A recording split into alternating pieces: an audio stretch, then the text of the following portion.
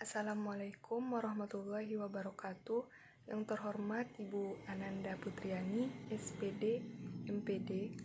Saya Uhraliba Isnai Zulka dengan NIM 2021030303 dari Program Studi Ilmu Keperawatan akan mempresentasikan materi berjudul Kalimat Efektif yang akan membahas tentang pengertian, syarat-syarat, unsur, dan struktur kalimat efektif.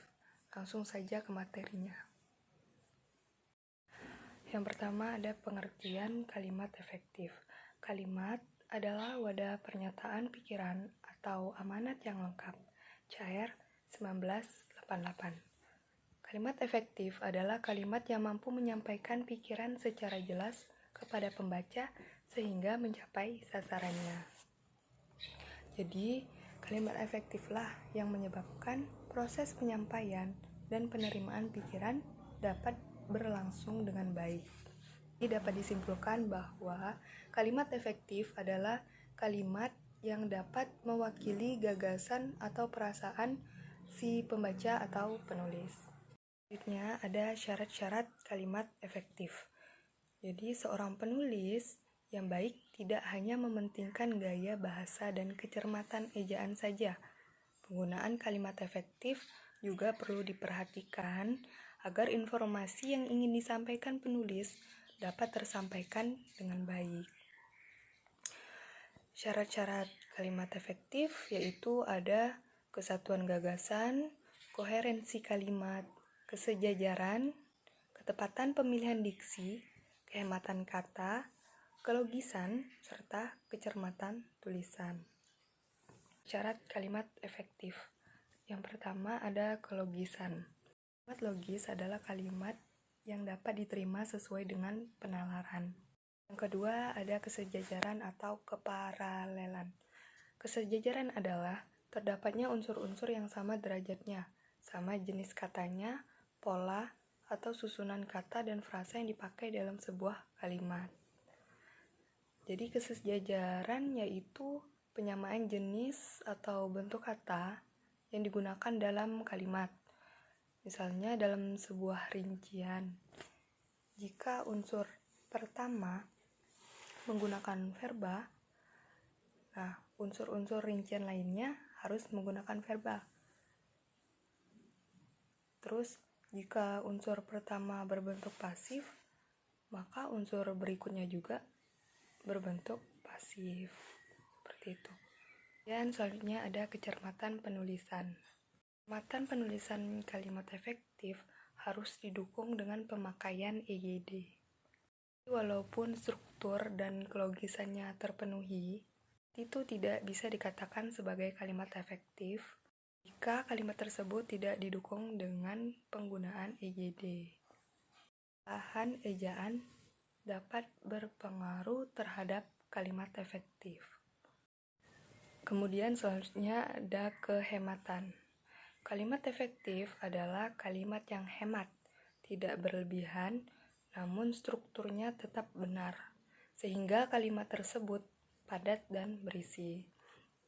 Jadi, kehematan dalam kalimat efektif itu mengandung arti tidak memakai kata-kata mubazir atau tidak menjamakan kata yang sebenarnya sudah menunjukkan makna jamak. Contoh kalimat. Kalimat efektif adalah merupakan suatu gagasan. Nah, di situ ada kata-kata mubazir ya. Adalah dan merupakan. Padahal kedua kata tersebut memiliki makna yang sama.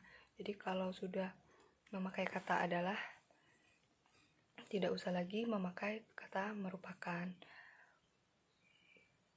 Atau sebaliknya, kalau sudah memakai kata merupakan, tidak usah lagi memakai kata adalah. Ada ketepatan pilihan kata atau diksi.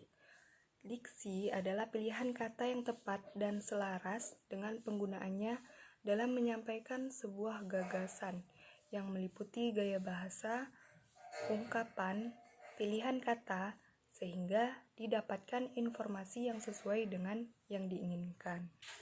Selanjutnya ada kekoherenan. Kekoherenan itu sama saja dengan kepaduan.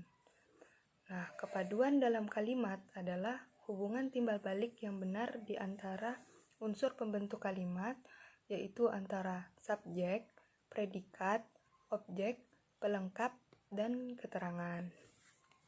Terakhir adalah kesatuan gagasan. Kesatuan gagasan yang dimaksud adalah setiap kalimat, baik itu kalimat tunggal atau kalimat majemuk, harus mengandung satu ide pokok atau satu ide utama saja. Itu struktur kalimat efektif.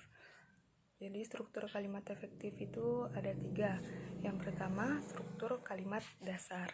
Kalimat dasar itu berpola SP, subjek dan predikat. Kemudian yang kedua ada struktur kalimat tunggal. Kalimat tunggal disebut juga kalimat sederhana.